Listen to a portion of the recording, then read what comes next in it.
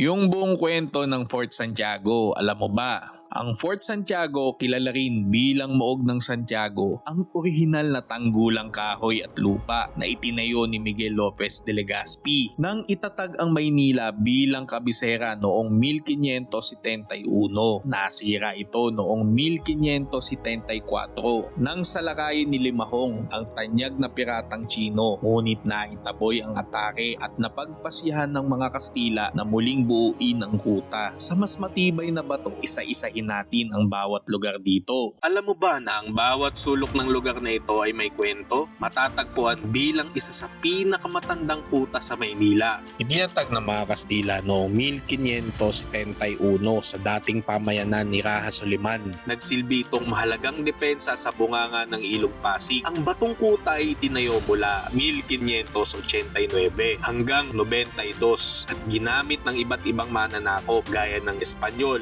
Briton, Amerikano at Hapones bilang himpilan at kulungan. Dito rin ikinulong si Dr. Jose Rizal bago siya barilin sa Bagong Bayan noong 1896. Ngayon, ang Fort Santiago ay isang National Historical Landmark at tanyag na destinasyon para sa mga nais masilip ang kasaysayan ng Pilipinas. Sa susunod na kabanata, isuyudin nating maigi ang bawat sulok ng Fort Santiago. Like, share, and subscribe para sa mas madami pa nating saysay sa ating kasaysayan.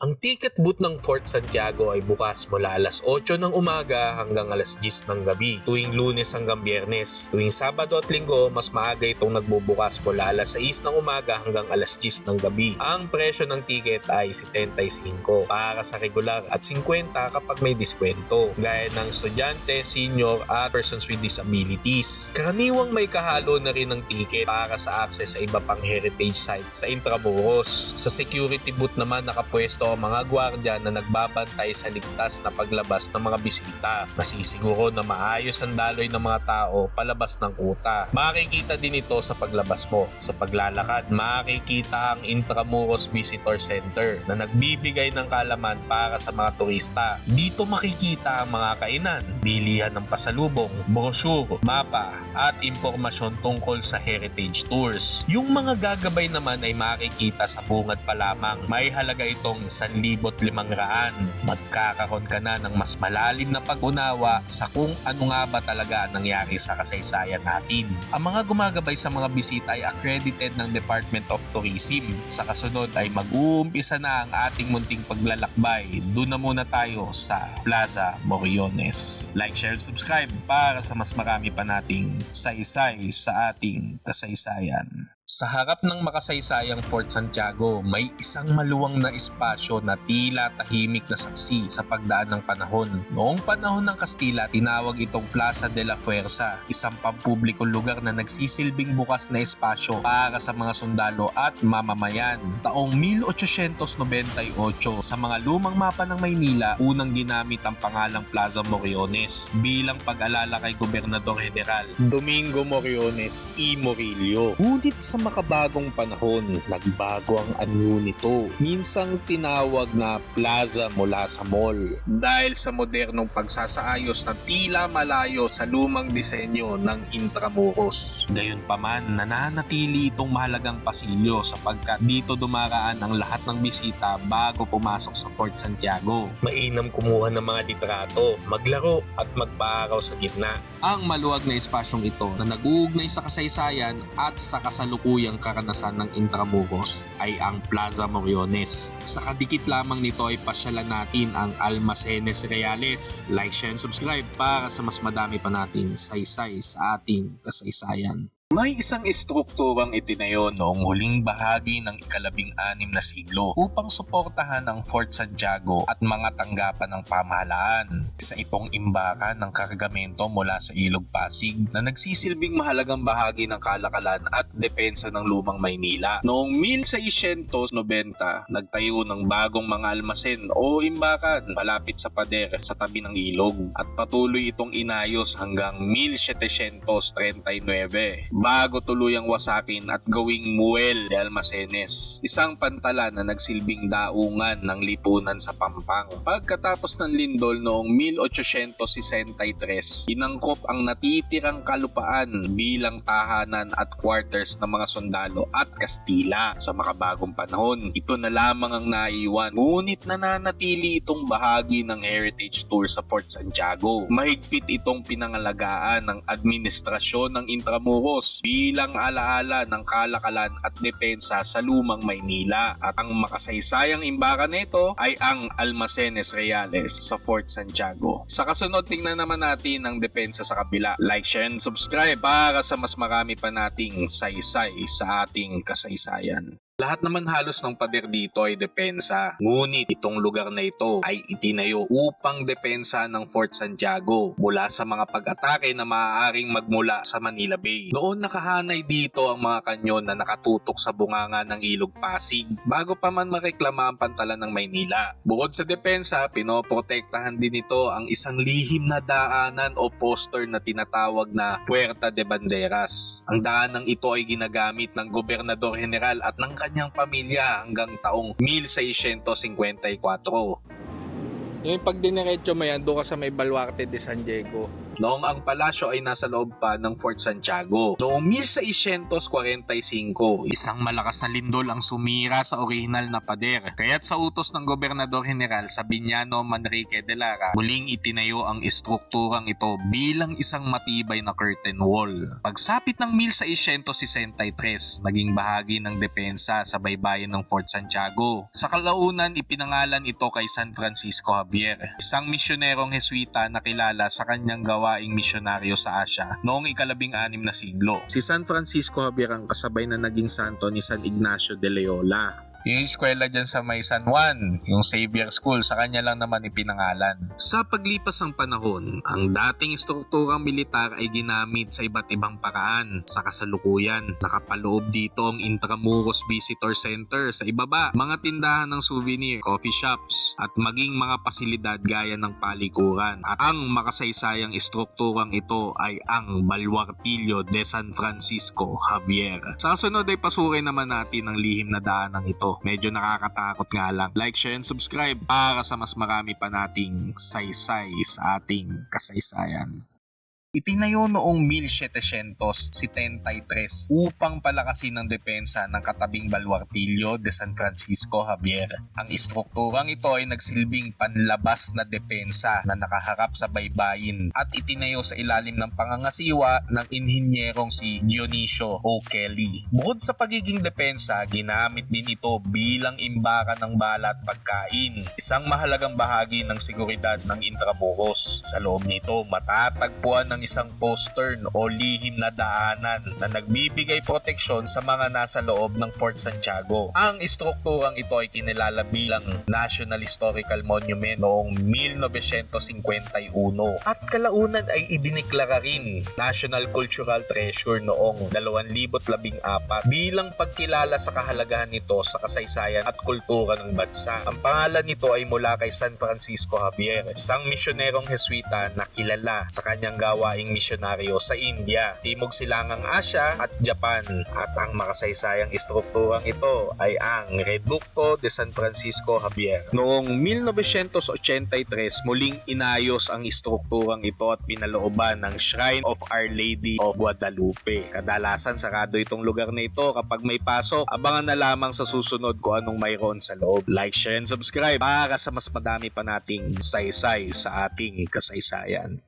Pinalad tayo dahil bukas ito ngayon. Itinayo ito noong 1983 bilang bahagi ng muling pagsasaayos ng isang lumang estrukturang pandepensa at mula noon ay kilala na bilang Shrine of Our Lady of Guadalupe. Sa loob ng kapilya, enshrine ang imahe ng mahal na Birheng Guadalupe, isang kopya ng imaheng lumitaw sa tilma ng apostol na si Juan Diego matapos ang aparisyon ng Birhen sa Mexico noong ika-16 na siglo. Ang imaheng ito ay naging simbolo ng pananampalataya, pag-asa at pagkakaisa. Dinala sa Intramuros bilang tanda ng koneksyon ng Pilipinas sa mas malawak na tradisyon ng Kristyanismo sa Latin America. Bukod sa pagiging lugar ng debosyon, ang dating depensa na tinatawag na Reducto de San Francisco Javier ay binigyan ng bagong buhay bilang kapilya na ngayon ay dinarayo ng mga bisita at deboto. At ang makasaysayang kapilyang ito ay ang Guadalupe Chapel. Ang Intramuros Golf Course ay madadaanan din dito. Balik tayo sa loob. Like, share, and subscribe para sa mas madami pa nating saysay sa ating kasaysayan.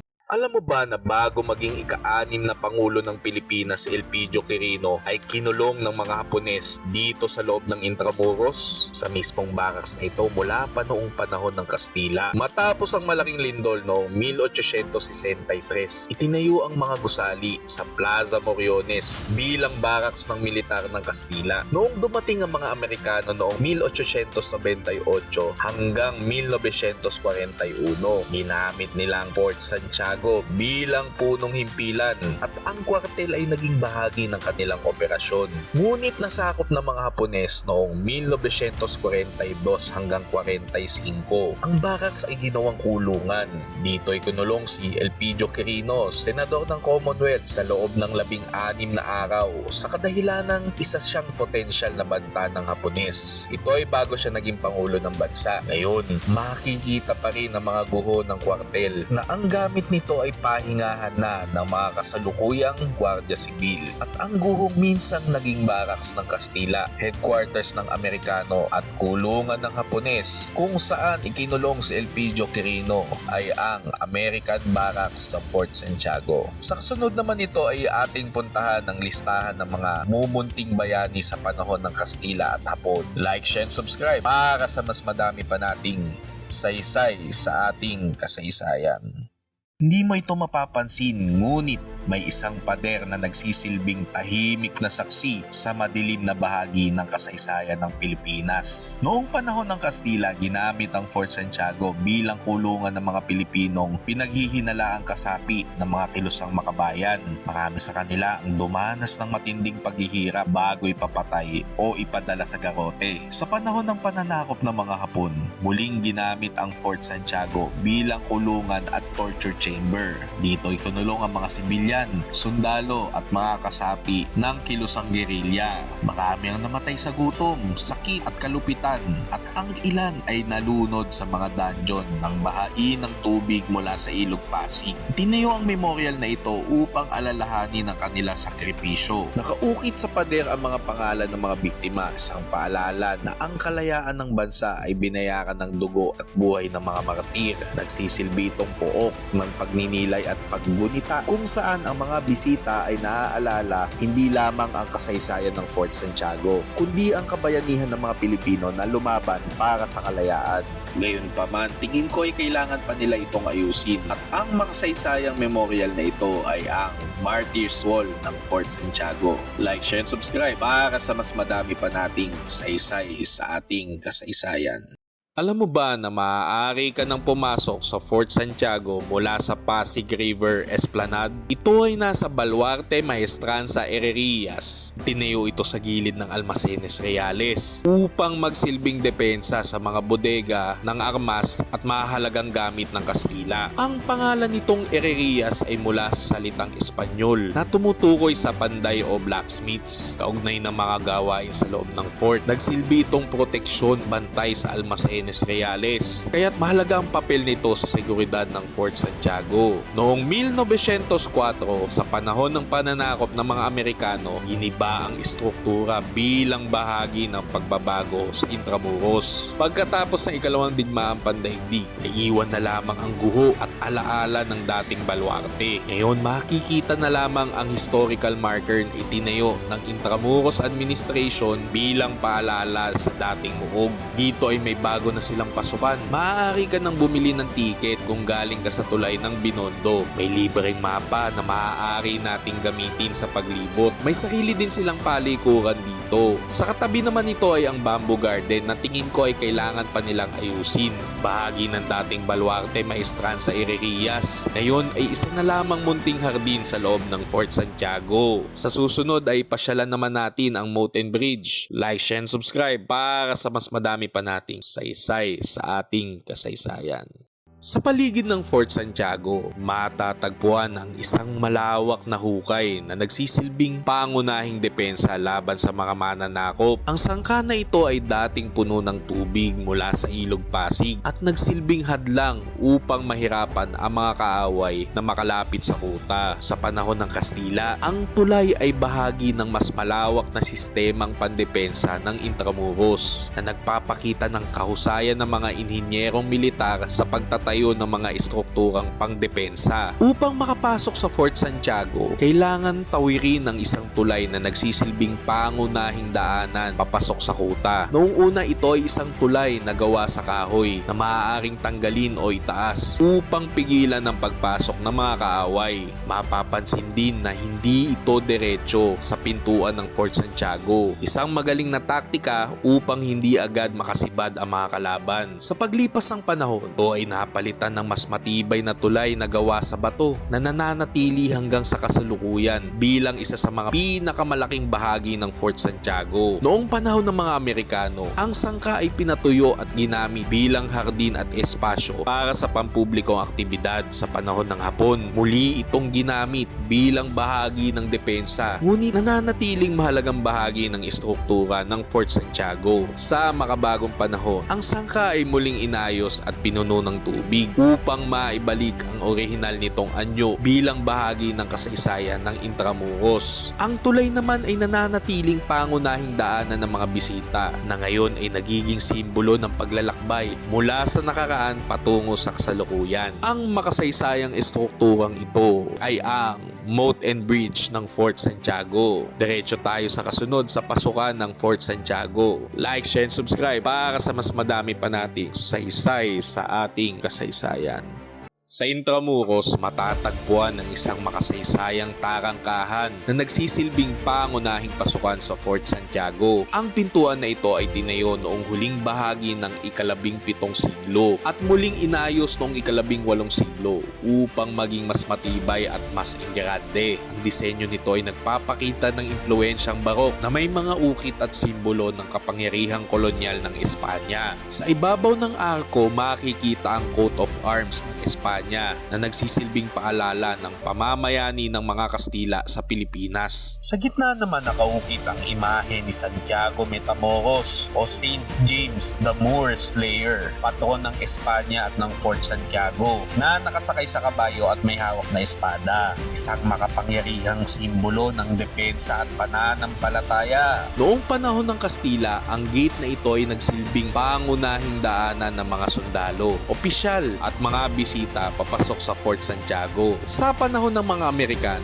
nanatili itong mahalagang pasukan, ngunit nagsilbi rin bilang pook ng seremonyal na pagpasok sa kuta. Sa panahon ng Hapon, ginamit pa rin ito bilang pangunahing tarangkahan, ngunit naging saksi rin sa madilim na yugto ng kasaysayan ng gawing kulungan at torture chamber ang Fort Santiago. Sa makabagong panahon, ang gate ay nananatiling nakatayo bilang isa sa pinakakilalang estruktura ng Intramuros. Ito ay nagsilbing simbolo ng kasaysayan at kultura at pangunahing daanan ng mga bisita na pumapasok sa Fort Santiago. Ang bawat ukit at disenyo nito ay paalala na mahaba at masalimuot na kasaysayan ng bansa, at ang makasaysayang tarangkahang ito ay ang Fort Santiago Gate. Punta tayo sa kaliwa sa Baluarte de San Miguel.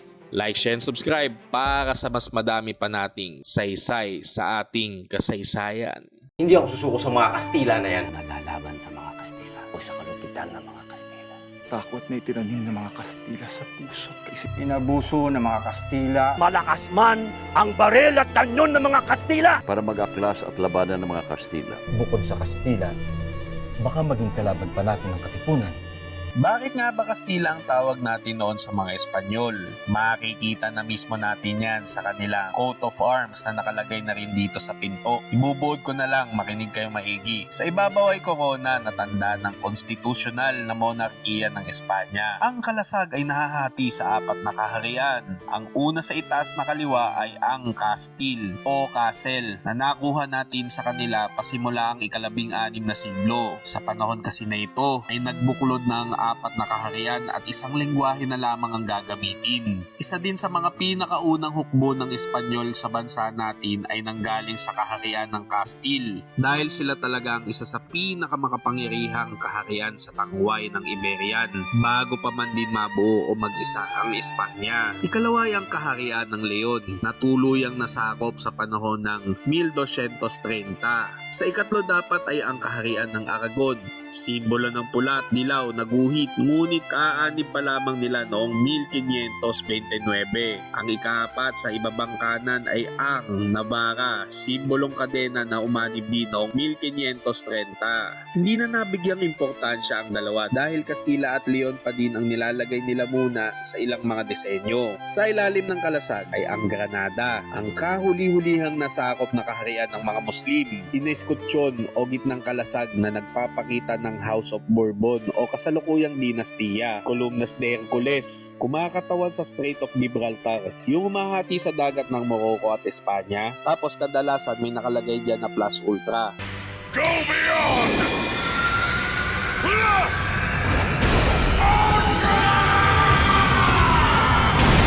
Ang kahulugan ay higit pa, lampas pa, o maaari nating sabihin na higit pa sa pinakasagad.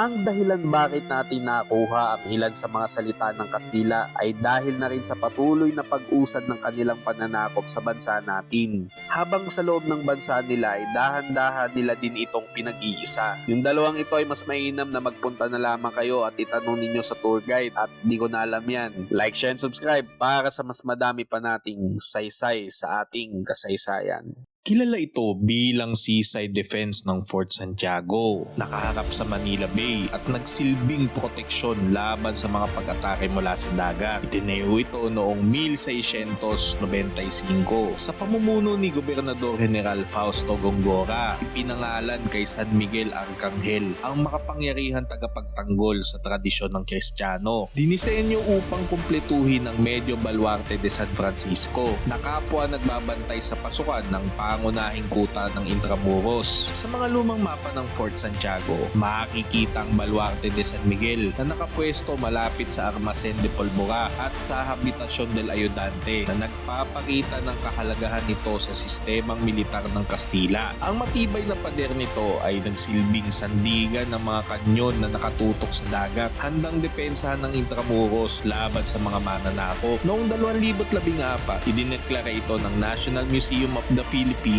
bilang isang national cultural treasure, bilang pagkilala sa kasaysayan, kultura at arkitekturang kolonyal nito. Isa ito sa mga natitirang istrukturang nagpapakita ng militaristikong disenyo ng Intramuros na may makakapal na batong pader at matibay na pagkakayari. Sa kasalukuyan, bukas ito sa publiko bilang bahagi ng mga heritage tours sa Intramuros. Nagbibigay ito ng tanawin ng Maynila at mga kalapit lugar perpekto para sa mga mahilig sa kasaysayan at fotografiya. Malapit din ito sa iba pang makasaysayan po gaya ng Fort Santiago, Plaza Moriones at Museo ni Rizal. At ang makasaysayang istrukturang ito ay ang Baluarte de San Miguel. Pagbaba, punta naman tayo sa kabila. Like, share, and subscribe para sa mas madami pa nating saysay sa ating kasaysayan. Itinayo ito upang palakasin ang gilid ilog at gilid lupa ng Fort Santiago. Pinangalan ito kay San Francisco de Assis. Tahimik na sinusuportahan ng Baluarte de San Miguel sa pagpoprotekta sa pasukan mula sa Ilog Pasig at kapatagan ng Intramuros. Bahagi ng masalimuot na sistema ng mga bastion fortification ng Intramuros. Matibay na adobeng pader ang bumabalot sa buong Baluarte. May patag na tuktok para sa kanyon at artilleria depensa. Orihinal na may mga kanyon na nakaharap sa lahat ng anggulo, handang tugisin ang papalapit na barko o sundalong magbabagtas sa lupa. Binuo ito kasabay ng unang pagtatayo ng Fort Santiago at pinatatag muli noong 1730 bilang bahagi ng reforma sa depensa. Sa panahon ng Kastila, nagsisilbi itong arsenal, imbakan ng pulbura at tirahan ng mga artileryo. Noong ikalawang digmaang pandaigdig, pinangasiwaan ito ng mga Hapones bilang bahagi ng pihitan sa Fort Santiago at tinamaan ng mga bombang pandigmang Pilipino-Amerikano. Matapos ang matinding pagkasira noong 1945, ginamit ng US Army ang ibabaw at silong bilang bodega at himpilan hanggang sa pagsasauli sa pamahalang Pilipino noong 1946. Simula 1950 is nailalim ito sa konserbasyon at ngayon ay bahagi ng Fort Santiago Heritage Tour. Tanaw ito mula sa Riverside Paseo bilang bantayog ng nakaraan. Nangangalagaan ng administrasyon ng Intramuros bilang mahalagang alaala ng depensa at sakripisyo. At ang makasaysayang lugar na ito ay ang Medyo Baluarte de San Francisco sa Intramuros. Diretso na tayo dito sa Plaza de Armas. Like, share, and subscribe para sa mas madami pa nating saysay sa ating kasaysayan. Matatagpuan ang isang sentral na liwasan sa loob ng Fort Santiago. Isa itong espasyong militar na may malalim na papel sa kasaysayan ng Maynila. Itinatag ito noong panahon ng Kastila bilang paradahan at imbakan ng armas. Napapalibutan ito ng mga barracks, arsenal at administratibong gusali ng Fort Santiago. Ayon sa mga tala, maaaring ito ang dating kinalalagyan ng bakuran ni Ra Sulaiman bago pa man itayo ng mga Kastila ang buog na nagpapakita ng kahalagahan ng lugar bilang pusod ng depensa at pamamahala. Sa paglipas ng panahon, naging saksi ang liwasang ito sa mahalagang pangyayari. Sa gilid ng plaza, matatagpuan ang Museo ni Rizal, dating barracks kung saan ikinulong si Dr. Jose Rizal bago siya bitayin noong 1896. Sa panahon ng Amerikano, ginawang golf course ang paligid ng Fort Santiago at naging bahagi ng reaksyong militar sa panahon ng Hapon. Bukod sa piitan, naging lugar din ito ng torture at kamatayan ng maraming Pilipino na nagbibigay sa plaza ng mas madilim na alaala. Sa kasalukuyan, ito na ay naging isang berdeng espasyo na bukas sa publiko. May mga punong kahoy, hardin at rebulto ni Rizal sa gitna na nagbibigay ng katahimikan at panawagan sa pagninilay. Pinagdadausan ng mga pagtatanghal, lalo na sa Ra Sulaiman Theater sa gilid sa silangang bahagi ng plaza. Bahagi na ito ng mga heritage tours sa Intramuros na nagbibigay ng pagkakataon sa mga bisita na maranasan ang kasaysayan sa mismong pusod ng Fort Santiago. At ang makasaysayang liwasang ito ay ang Plaza de Armas. Sa sunod ay pasukin naman natin kung anong mayroon sa guhong ito. Like, share, and subscribe para sa mas madami pa nating saysay sa ating kasaysayan. Alam mo ba na mayroong mumunting museo si Rizal sa loob ng Fort Santiago? Bago ka makakating doon, dadaan ka muna sa mga guhong ito, ang dating tirahan ng mga sundalong infantry noong panahon ng Kastila. Ito ay isang strukturang yari sa adobe at bato. May mahabang koridor at mga silid na nagsisilbing tulugan at himpilan ng mga kawal na nagbabantay sa kuta. Sa paglipas ng panahon, ginamit din ito ng mga Amerikano bilang bahagi ng kanilang punong himpilan. At noong panahon ng Hapon, naging bahagi ito ng piitan at kontrol sa Fort Santiago. Nasira ang malaking bahagi ng barracks noong ikalawang digmaang pandaigdig. Kaya ang nakikita natin ngayon ay mga pader at pundasyong naiwan matapos ang matinding labanan. At ang makasaysayang guhong ito ay ang ruins of Spanish colonial era barracks. Mayroong mumunting hardin at mga puno. Halika tayo ng dumiretso sapagkat sa kadikit lamang nito matatagpuan ang Rizal Shrine. Like, share, and subscribe para sa madami pa nating saysay sa ating kasaysayan. Isa itong dating barracks noong panahon ng Kastila na kalaunan ay ginawang piitan ni Jose Rizal at ngayon museo na sumasalamin sa kanyang buhay, kaisipan at sakripisyo para sa bayan. Itinayo noong ika-16 na siglo bilang tirahan ng mga sundalong artileryo ng Kastila. Nasira ito sa Battle of Manila noong 1945, ngunit muling itinayo noong 1953 bilang dambana ni Rizal. Sa silid ng piitan, isinulat niya ang kanyang huling tula, Mi Ultimo Adios, na itinago sa isang gasera at ibinigay sa kanyang kapatid na si Narcisa. Nabilanggo si Rizal mula Nobyembre 3 hanggang Disyembre 29, 1896 bago siya bitayin sa Bagong Bayan. Sa silid paglilitis, makikita ang paglalarawan ng kanyang military trial sa Cuartel de España. Sa silid kabayanihan, nakapreserba ang mga liham, huling regalo kay Josephine Bracken at ang bertibra ni Rizal na tinamaan ng bala, ang pinaka-pinagpipitagang bahagi ng museo. Ngayon, tampok sa dambanang ito ang mga kasuotan, aklat, eskultura at mga sulat ni Rizal. May mural ni Carlos Botong Francisco na nagpapakita ng kanyang martiryo at ipinakikita rin ang kanyang mga ambag sa agham, sining, agrikultura at edukasyon mula sa pagtuklas ng bagong species hanggang sa pagdidisenyo ng sistema ng patubig sa dapitan. At ang makasaysayang dambanang ito ay ang Rizal Shrine sa Intramuros. Pahinga muna tayo dito sa Papakape at bisitahin natin si Tiago. Like, share, and subscribe para sa mas madami pa nating saysay sa ating kasaysayan. Sa Intramuros, may isang gusaling pandepensa na kalaunan ay naging entablado ng sining. Noon, ito ay itinayong tirahan ng mga kawal ng Fort Santiago noong ika-18 siglo gawa sa batong adobe. May mahabang pasilyo at mga maliliit na selda sa kanang bahagi. Pagkaraan ng ikalawang digmaang pandaigdig, muling binuhay ang guho sa disenyo ni pambansang alagad ng sining Leandro Locsin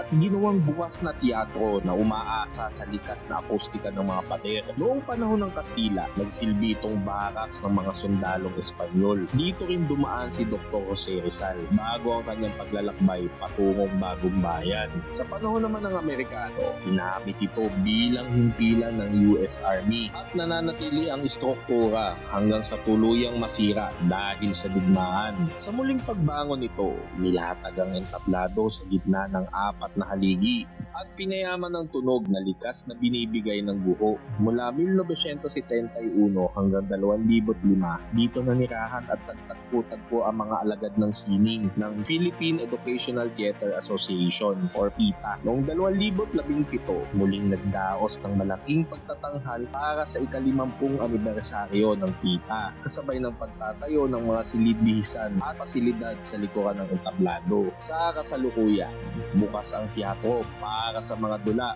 konsyerto at iba't ibang pagtatanghal. Mayroon ding mural na inukit noong 2018 bilang parangal kay Ra Sulaiman at patuloy itong inaalagaan ng administrasyon ng Intramuros bilang buhay na entablado ng kasaysayan at sining. At ang makasaysayang entabladong ito ay ang Ra Sulaiman Theater sa Intramuros. Lakad muna tayo dito sa Riverwalk. Like, share, and subscribe para sa mas marami pa nating saysay sa ating kasaysayan. Ito ang lakarang nasa gilid ng Ilog Pasig sa mismong paanan ng Fort Santiago. Dati itong bahagi ng depensa ng kuta. Ngayon, isa na itong bukas na daanan para sa lahat. Noong panahon ng Kastila, hindi ito pasyalan. Ito ang bantayang nasa gilid ng ilog. Dito naglalakad ang mga kawal, dito nakapwesto ang mga gwardya, at dito rin nakaharap ang ilang kanyon na nakatutok sa Pasig.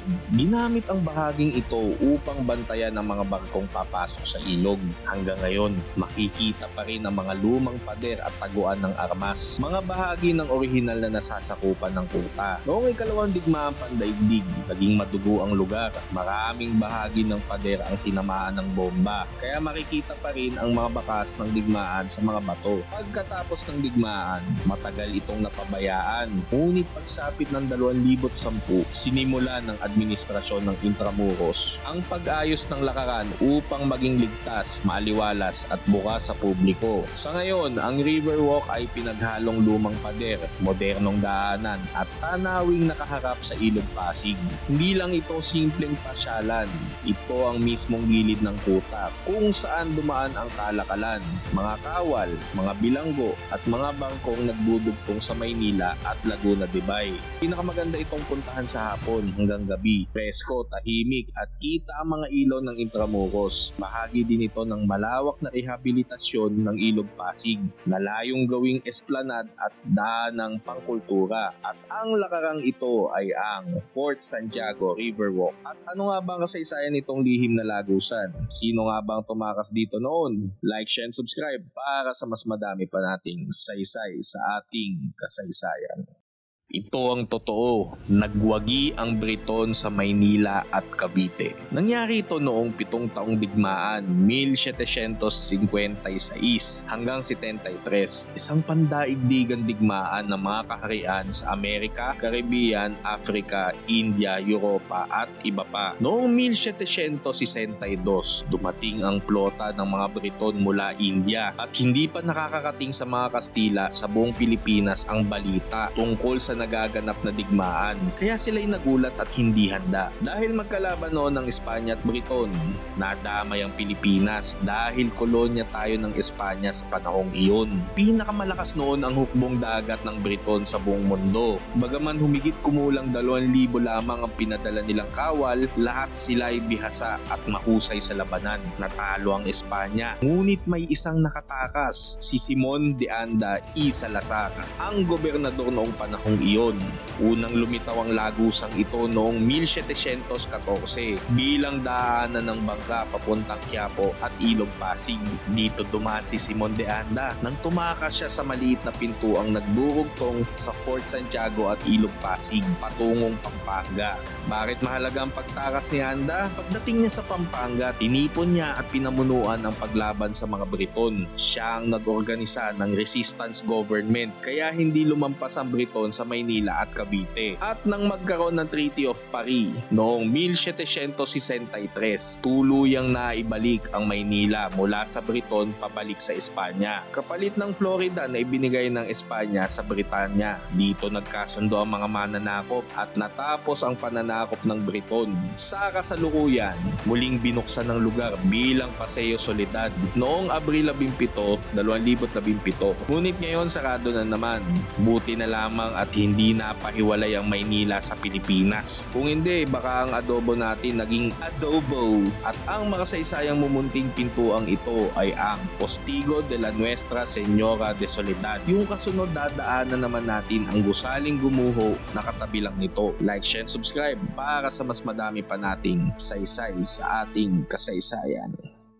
Sa Intramuros, matatagpuan ang isang makasaysayang gusali sa loob ng Fort Santiago na nagsisilbing tahanan ng pinuno ng kuta. Itinayo noong panahon ng Kastila para sa Castellano ng Fort Santiago na siyang namamahala sa depensa at operasyon ng buong buong.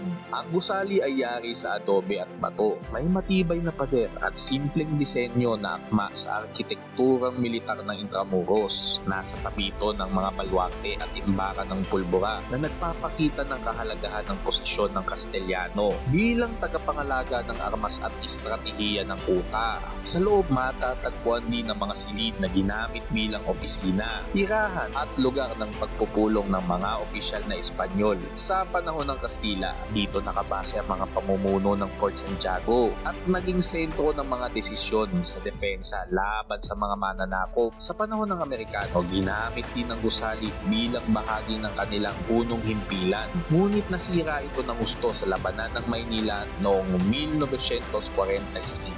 Naiwan itong guho na nagsilbing alaala ng digmaan at ng pamumuno sa loob ng Intramuros. Ngayon, makikita pa rin ang mga labi ng Casa del Castellano sa loob ng Fort Santiago at ang makasaysayang gusaling wala na dito ay ang Casa del Castellano sa Intramuros. Sa kadikit naman ito ay matatagpuan ang White Cross. Kwento natin kasunod. Like, share, and subscribe para sa mas madami pa nating saysay sa ating kasaysayan.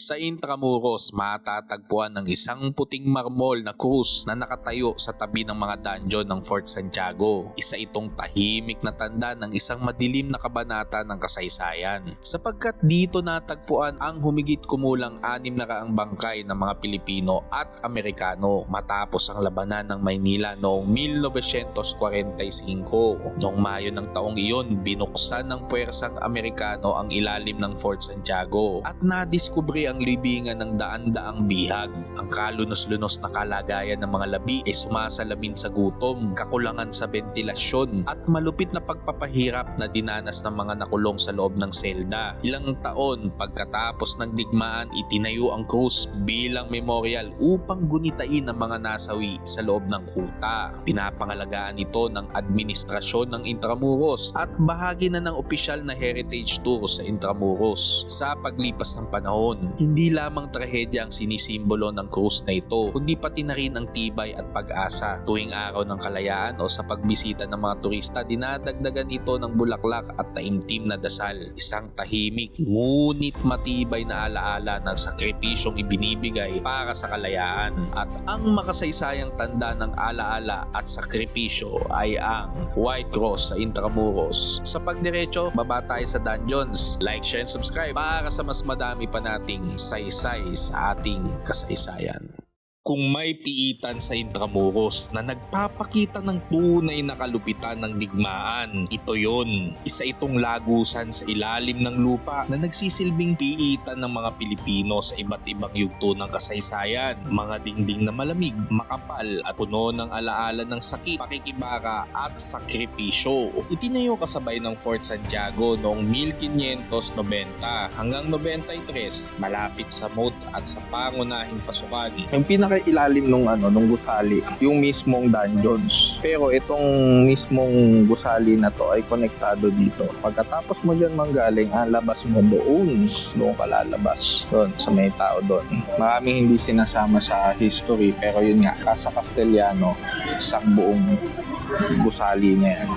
Hanggang doon. Parang bahay nung pinaka namumuno dito. Sa mismong Fort Santiago.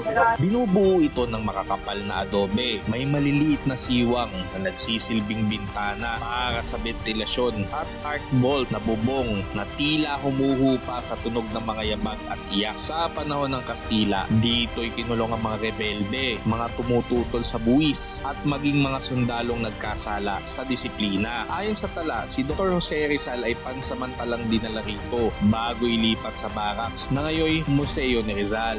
Sa panahon ng Amerikano, pansamantalang isinara ang mga selda at ginamit bilang imbakan ng kagamitan. Tinuyo ang moat, binago ang paligid para gawing golf course, ngunit nananatiling lihim ang mga dungeon sa ilalim. Noong pananakop ng mga Hapones mula 1942 hanggang 45, tinawag itong Japanese Military Prison. Dito'y sinasagawa ang water cure, electric shock at iba pang pagpapahirap sa mga Pilipino at Amerikanong bihag. Matapos ang labanan sa Maynila, natagpuan ang mahigit 600 bangkay na nakalibing malapit sa mga selda na ngayon inaalala sa likod ng White Cross. Yung pinuntahan natin nung nakaraan, kaya parang hindi natin maiiwasan na makaramdam ng pangingilabot sa lugar. Noong 1953, sinimulang ayusin muli ang Fort Santiago at noong 1992, muling binuksan sa publiko ang ilang bahagi ng mga dungeon. Sa kasalukuyan, bukas ito para sa guided tours kung saan makikita na rin ang mga palabas The board became a prison for suspected terrorists and sympathizers na magpapaliwanag ng kasaysayan ng lugar. Hindi laging bukas, lalo na kapag high tide. Kaya ipagtanong muna kung bukas ito para sulit. Maaari ka magtanong sa gwardiya na makikita mo sa Baluarte Maestranza Herrerias at sa harapan. At ang makasaysayang piitang ito ay ang dungeons ng Fort Santiago. Gutom na kami. Kain muna tayo sa Cafe E. Rueda. Like, share, and subscribe para sa madami pa nating saysay sa ating kasaysayan. Heto naman ang patungkol dito sa Mi Ultimo Adios. Makikita mo ang lugar na ito pagkatapos mo sa Museo ni Rizal. Tapat lamang ng Papakape, mapapansin na napakadami nitong salin ng samot-saring mga lengguwahe. Mayroon ding braille o para sa mga bulag. Meron pang braille. Para sa mga bulag. Haba. Kompleto. Sinulat ito noong gabi ng Desyembre 29, 1896 sa Fort Santiago. May dalang gasera noon ang kapatid niyang si Narcisa sa pagbisita. Sa loob mismo ng kanyang selda, walang opisyal na papel. Gumamit lamang siya ng simpleng sulatan na pangliham na itinago niya sa loob mismo ng gasera. Isinulat ng huling gabi bago ang kanyang pagbitay. Nakuha naman din ni Narcisa matapos ang kanyang pagbitay. Ang laman ng tula ay 14 na saknong patungkol sa pag-aalay ng buhay sa bayan, pagmamahal sa Pilipinas at pagtanggap ng kamatayan. Ang mga linya tungkol sa liwanag, pag-asa at bayan, ito ang huling iniwan niya para sa kanyang pamilya at sa ating bansa. Para ipakita ang kanyang sakripisyo para sa kalayaan, ngunit hindi sa personal na paghihiganti. Gayunpaman, ipinakalat ito ng palihim at ginamit ng ilang mga revolusyonaryo para mag-alam palalo ang ating kagustuhang maging malaya. Dahil dyan, isa na ito sa National Cultural Treasure ng Pilipinas. Ang original na kopya ay makikita sa National Library at ang mga ito ay matatagpuan sa Mi Ultimo Adios Gallery. Sa kasunod ay puntahan naman natin ang Baluarte de Santa Barbara. Like, share, and subscribe para sa mas madami pa nating saysay sa ating kasaysayan. Alam mo ba na mayroon itong mga lagusan sa ilalim na hindi na muling binuksan sa publiko? Unang itinayo ito bilang simpleng kahoy na plataporma noong 1593. Ngunit makalipas ang ilang taon ay muling itinayo sa batong adobe na may imbakan ng baril at pulbura sa ilalim ng estruktura. Sa ika-17 siglo, pinangalan itong Santa Barbara bilang parangal sa patrona ng mga artileryo. Mapapansin na sa bawat obra ay may malapit o hawak siyang kanyon. Noong 1609, naroon ang kwartel ng mga sundalong artileryo at ang Casa del Castellano, habang ang lumang imbakan sa ilalim ay ginawang mga selda. Sa panahon ng Kastila, pinangunahan ni Gobernador General Santiago de Vera at ng Heswitang si Padre Antonio Sedeño ang pagpapatibay ng baluarte na nagsilbing tahanan ng pulbura at arsenal. Noong panahon ng Amerikano, ginawang punong himpilan ng US Army ang ibabaw ng baluarte na may kahoy na gusaling nakatayo sa tuktok ng pader bilang kanilang headquarters. Sa panahon ng mga Hapones, mula 1942 hanggang 45, ginamit ang ilalim bilang kulungan para sa sibilyan at gerilya. Tinarget din ito ng bombahan sa labanan ng Maynila noong 1945 dahilan ng malawakang pagkasira. Matapos ang digmaan, itinuring itong ruin at tumigil sa operasyon mula 1945 hanggang 46. So isa to sa mga hindi pwedeng pasukin. Pero wala ka na makikita dyan. Puro mga pampatibay na lang yung mga bakal kasi matanda na rin tong tong kuta ng Fort Santiago. Kaya yung ilan sa mga yan talaga ay yung silbi ay para patibayin yung mismong lugar. Pag pinasabog kasi to, tinira mo ng kanyon mula dyan. Ang maganda dito sa mga pader na to, ang sabog nito, hindi pa talsik, pataas. Tataas yung sabog dyan. Kasi may mga exhaust vents yan na kapag sinabugan mo, doon lalabas yung mismong sabog niya. So, konektado lang naman yan. Pero yun nga, wala ka na makikita. Medyo nakakatakot lang. Minsan gusto kong pasukin niya, kaya lang nakakatakot. Noong 1953, sinimulan ang restorasyon at noong 1992, muling binuksan sa publiko sa pangangalaga ng administrasyon ng Intramuros. Kahit na tayo dito. Kita pa ba? Ako, hindi nakita. Flashlight tayo. Ayan. Ito, packet din doon sa taas. So, ito yan. Isa yan sa mga exhaust. Meow! Yan. Kaya pag pinasabog mo tong buong Fort Santiago sa may harapan, sa may Santa Barbara, hindi mo siya basta-basta masisira kasi ang kapal ng adobe nito. Literal. Isa na rin sa mga rason bakit ginawa to, dahil sa mga pirata. Takot ang mga Kastila sa mga Chinese pirates. Lalo na si Limahong. Hingal ako. Ganda itong DJI camera. Osmo Action 6. Bili nyo na, click the yellow basket. Gabing-gabi yan, no? Yung regular na camera, wala nang makita dito eh. Kaya syempre, nadidinig nyo din ako, pati yung hingal ko. Dahil yan sa DJI Mic Mini. So pag umakyat ka doon sa may iMac Fortress ng Lego, diyan kayo mapupunta sa bintana na yan. Gandun. O, isa pang parte, yung sinasabi kong exhaust na pagsabog. Pag sumabog ngayon to, imbis na papunta doon yung sabog niya, paangat yung explosion dahil dito sa vents na yan. Kaya napakatibay talaga nito. Hanggang ngayon, nakatayo pa rin ng Fort Santiago. Nalala nyo yung sinasabi kong di pwede pasukin. Isa sa mga daan sa loob ay ito. Yan. So wag nga kayo papasok kasi ako hindi nga ako pumasok eh. Masunurin tayo eh. Pero yun nga, may mga ilang parte sa Fort Santiago na hanggang ngayon hindi pwedeng bisitahin ng mga turista. Kasi syempre, hindi naman lahat safe. Ayan no, tingnan mo yun no. May air out doon no, sa may ilalim. Itong 6 na to, konektado yan lahat. Kaya by zoom in. Mahulog yung cellphone ko. Wala kasi akong dalang ilaw eh. Yan. So isa to sa mga pinakamalaking areas dito. Itong patag na to. Ganda ng DJI Osmo Action 6. Yan. So para makapunta ka doon, isa to sa mga dadaanan mo, sa mga vents. Yun no, kita mo yun? Yun yung pababa niya. Doon sa may ilalim doon. Meron yan dyan sa may ilalim. Yan o. Kaya babaan pa yan. Tapos mo dyan para makapunta ka dito. Ayan o, konektado sila lahat. Siyempre may ginawa ng wishing well to. Kahit hindi naman well. Yan. Isa lang yung pasukan yan pero since interconnected silang 6, yan.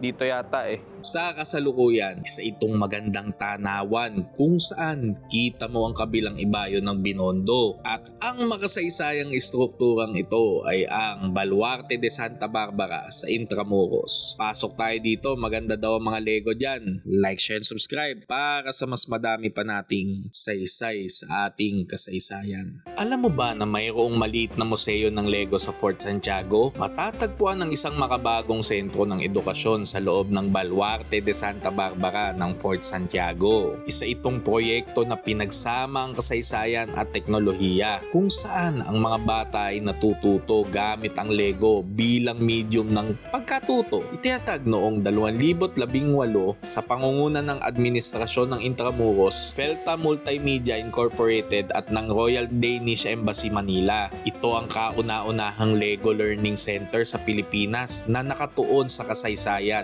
at arkitekturang pamanang Pilipino. Matatagpuan ito sa muling inayos na 2 palapag na gusali na dating imbakan ng pulbura at barracks ng mga Kastila. Sa ground floor, tampok ang Lego scale models ng mga estrukturang kolonyal sa Intramuros. Habang sa ikalawang palapag, makikita ang mga modelo ng mahahalagang gusali mula sa iba't ibang rehiyon ng Pilipinas.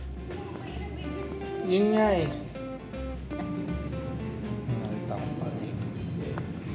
Dito. Huwag may nakita nga akong paa.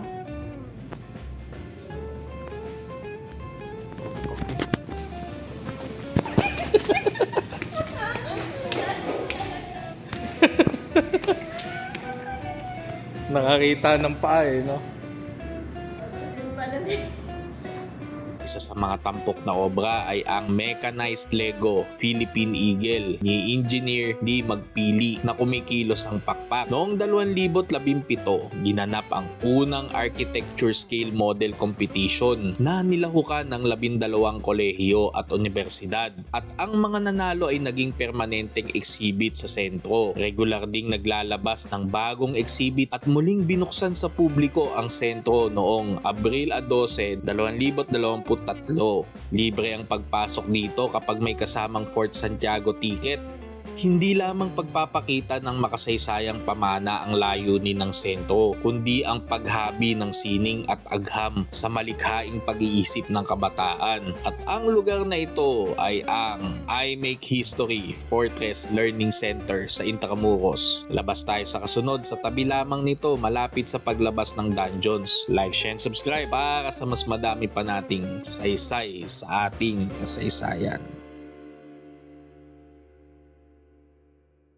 Alam mo ba na isa ito sa kakaibang proteksyon na orihinal sa arkitektura ng Europa? Isa itong kakaibang hugis na kalahating kahel o media naranja sa wikang Espanyol na bahagi ng depensa ng Fort Santiago. Idinagdag sa Baluarte de Santa Barbara sa pagitan ng 1725 hanggang 49 bilang karagdagang pandepensa sa Ilog Pasig. Sa inhenyerong militar, ang Falsa Braga False Wall o Fosse Brasa ay panlabas na depensa na mas mababa sa main wall. Yan. So, ang tawag naman dyan ay garita.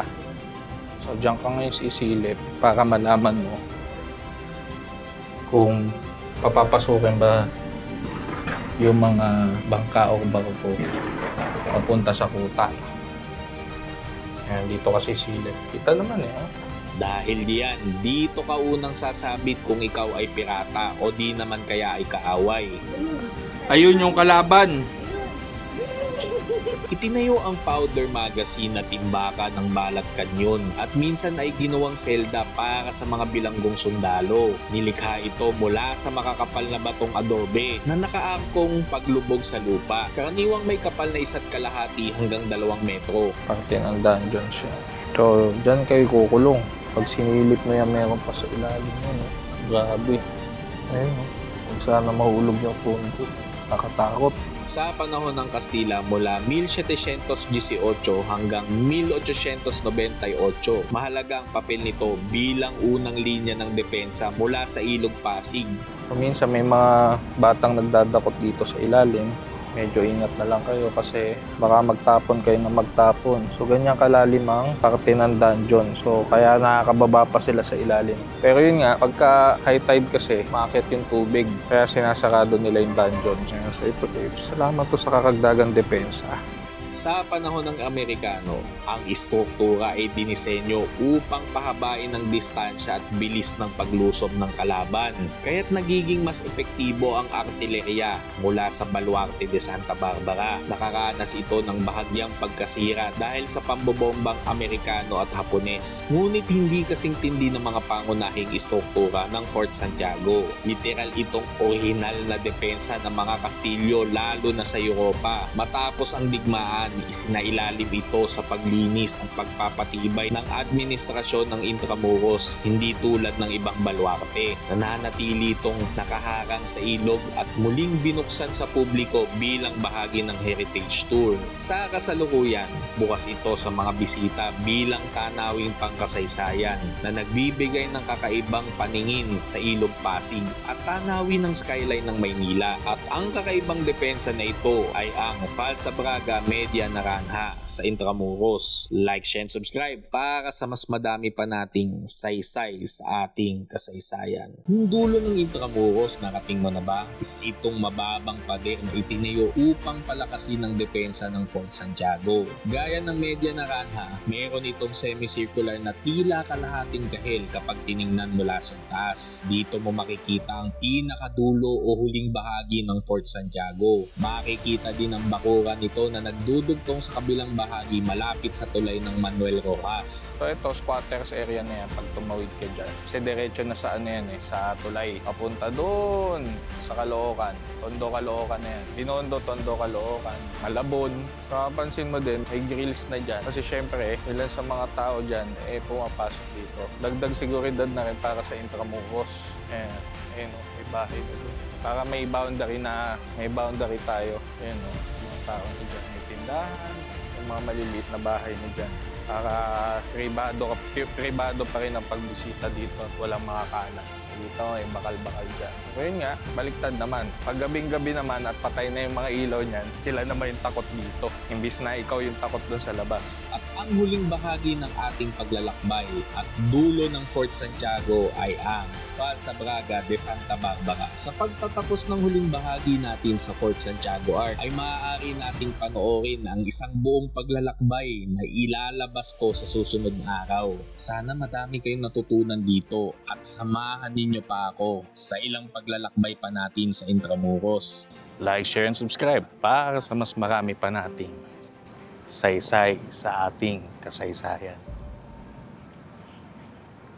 Ginawa ko itong video na ito hindi para palitan ng mga tourist guide sa Intramuros. Bagkus para ito sa mga labis ang kapansanan at walang kakayahang mamasyal o di kaya'y nasa ibang sulok ng mundo. Mas mainam pa rin na magpunta ng personal at iba pa rin ang pakiramdam ng pamamasyal dito ng aktwal.